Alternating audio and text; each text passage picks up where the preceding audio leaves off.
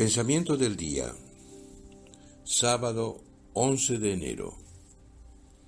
Dedicarse a los hermanos y hermanas. Dar el primer paso. Otro aspecto del arte de amar, quizás el más comprometido de todos, que pone a prueba su autenticidad y su pureza, nos exige ser los primeros en amar, tomando siempre la iniciativa, sin esperar que el otro dé el primer paso.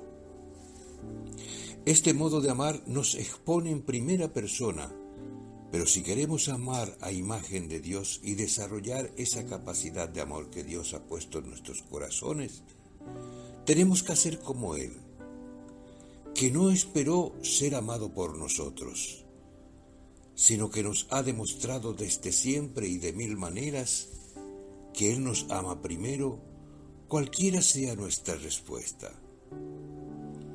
Fuimos creados para ser un don los unos para los otros y realizamos nuestro ser jugándonos por nuestros hermanos y hermanas con ese amor que se anticipa a cualquier gesto de amor del otro. Chiara Lubich, El arte de amar, editorial Ciudad Nueva.